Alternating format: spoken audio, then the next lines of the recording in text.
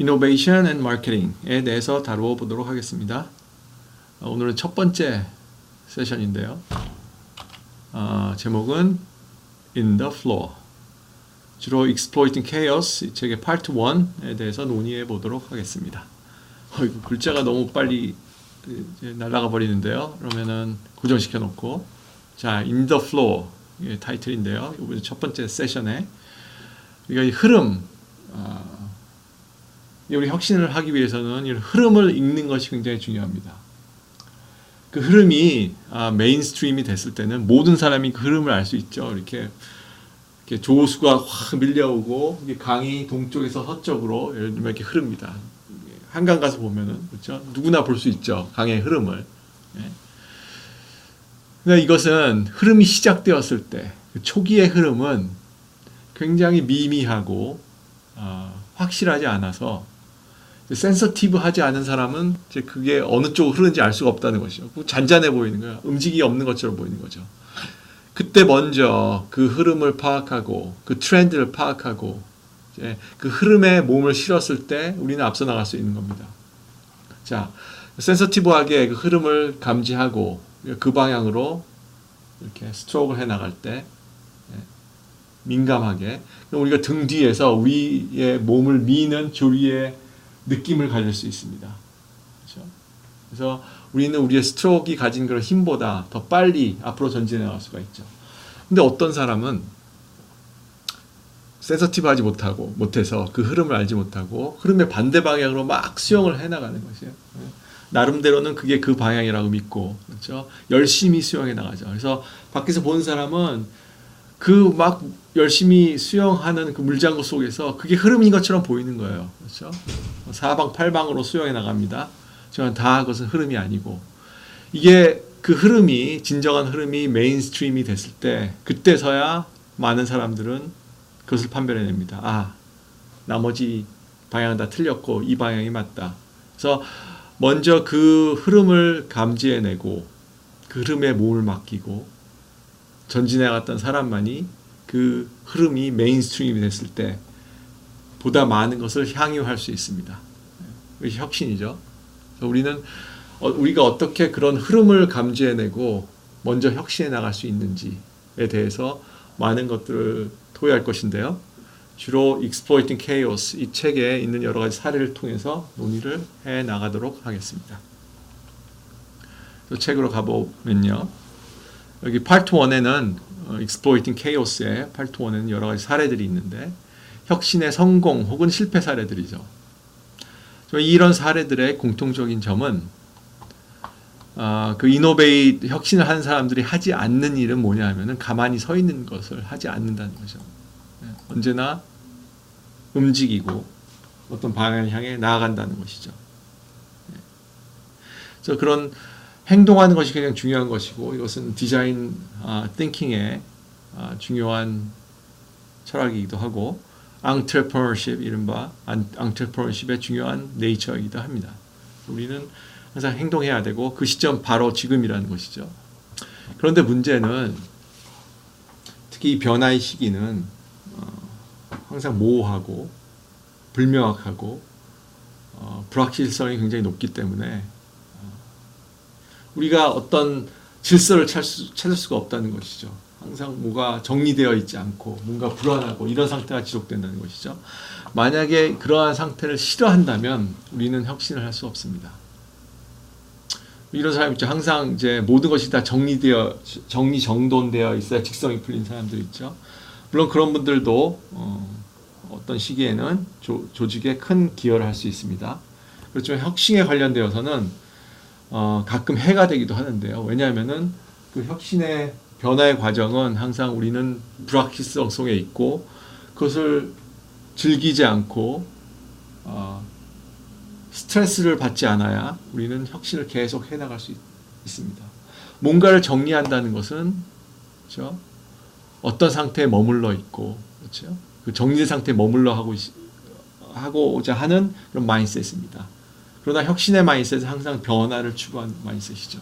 그렇죠? 그래서 어떨 때는 책상이 잘 정리되어 있기도 하지만 또 다른 때는 뭐 어떤 물건들이 이렇게 늘어져 있어도 우리는 스트레스를 받지 않아야 한다는 것입니다. 왜냐하면 그것이 일하는 사람의 책상이기 때문에. 물론 항상 그렇게 둬서는 안 되겠죠.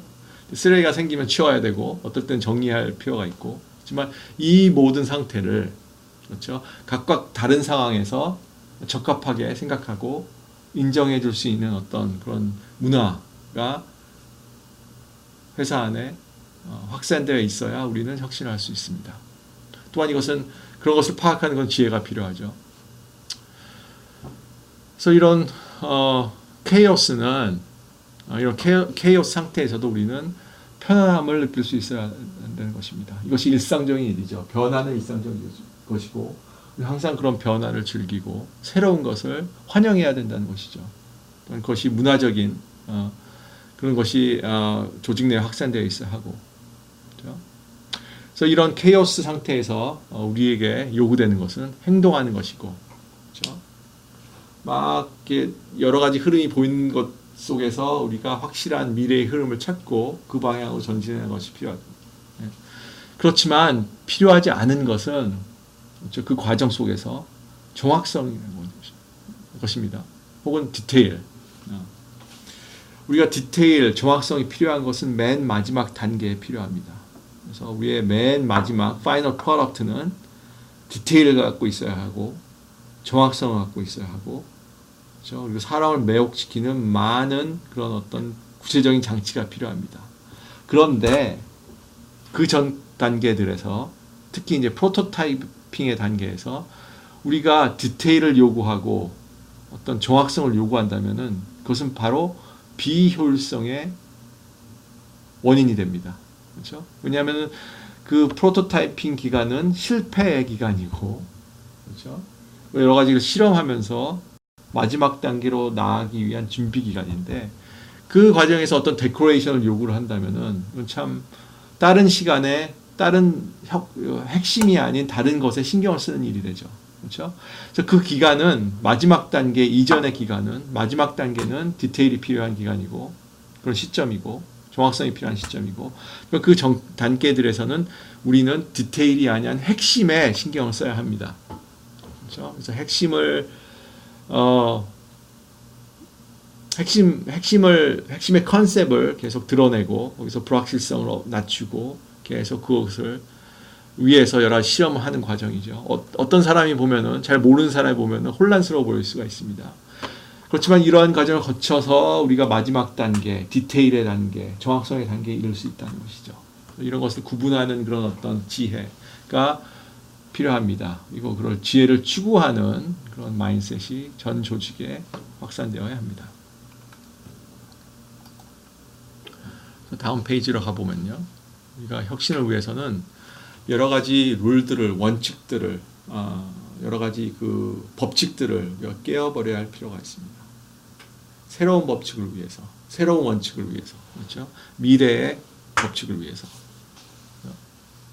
그렇지만 우리는 인간성은 항상 제자리에 머물고 편안한 상태, 지금 상태에 머물고자 하는 그런 습성이 있는데요. 그래서 우리는 여러 가지 변화하지 않을 이유를 찾습니다. 모든 사람이 다 이유가 있어요. 우리는 너무 커서 움직이기가 힘들고 너무 작아서 이제 움직일 수가 없고 그냥 그걸 살 수 없고 우리의 능력이 없어서 이것은 뭐 전에 해보지 않은 일이기 때문에 우리가 할 수 없고 그렇죠? 변명에 불과한데 그렇죠? 여태까지 해본 일만 해서는 새로운 일을 할 수 없습니다. 그런 마인드셋으로는 혁신을 할 수 없습니다. 그리고 그게 너무 높은 일이라 지금 결정을 내릴 수가 없다. 다음 단계의 일이라 결정을 내릴 수 없다. 변명이 될 수 있죠. 지금 방금 시작했는데 너무 먼 지점의 일을 얘기하고 있다. 그렇게 얘기할 수도 있죠. 하지만 그런 것을 생각하지 않고 우리가 한 방향으로 나갈 수 없습니다.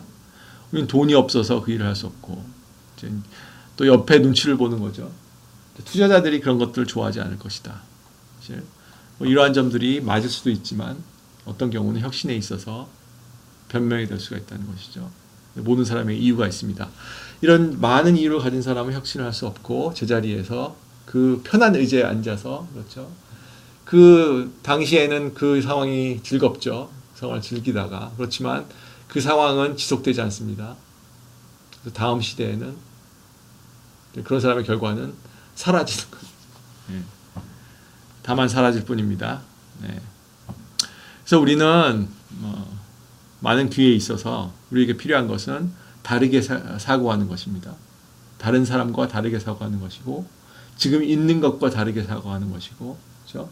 지금 당연하게 생각되는 것과 다른 방법의 사고를 하는 것입니다. 우리는 소수 의견에 항상 귀를 기울일 필요가 있죠. 왜냐하면 새로운 생각은 항상 소수의 의견이기 때문입니다. 그렇죠? 그래서 우리는 그런 변화를 막는 여러 가지 법칙과 관습과 오래된 생각들을 깨어버려야 할 필요가 있습니다. 이러한 것들이 혁신의 시작입니다. 이것들은 눈의 결정들인데요.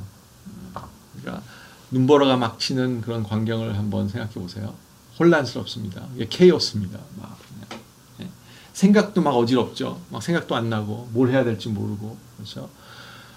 우리가 맑은 날만 있는 건 아니죠. 맑은 날 물론 좋지만 항상 굳은 날도 있습니다. 하지만 그 모든 날들이 우리에게 귀중한 날이죠. 특히 이제 굳은 날씨 속에서 우리가 어떤 것을 방향을 찾고, 그렇죠. 어떤 것을 준비하고 행동을 해나갈 때 우리는 앞서 나갈 수 있고, 따라서 맑은 날에 보다 많은 것을 향유할 수 있다는 것이죠. 그것이 바로 케이오스를 우리가 이용한다는 것입니다. 이런 결정들이, 사실 그런 혼란한 눈보라 속에서는 이런 결정들이 있는 것이죠. 그래서 이런 결정들이 패턴이 있는 거예요. 그 안에는 혼란이 있는 것이 아니라 숨겨져 있는 패턴이 있습니다. 그러니까 그 패턴을 발견하고 그 모티브를 발견하고 계속 눈덩이를 묻히고 그걸 굴려나갈 때 그 눈덩이가 커지고 나중에는 다른 사람들이 볼 만한 어떤 파이널 프로덕트가 되는 것이죠. 그래서 그런 행동 속에서 그런 예를 들면은 나아감 속에서 우리는 굳은 날 더 많은 것을 가질 수 있고 앞서 나가고 다른 사람을 이끄는 그런 선도자가 될 수 있다는 것입니다. 그래서 이러한 점들에 대해서 이 책은 새로운 모델을 제시하고 있는데요. 이게 완전히 새로운 것은 아니고 기존에 있는 것들을 통합한 그런 모델입니다. 그래서 그런 통합 차원에서 우리가 새로운 점들을 볼 수가 있는데요. 이에 대해서는 우리가 다음 시간에 한번 다뤄보도록 하죠. 네, 감사합니다.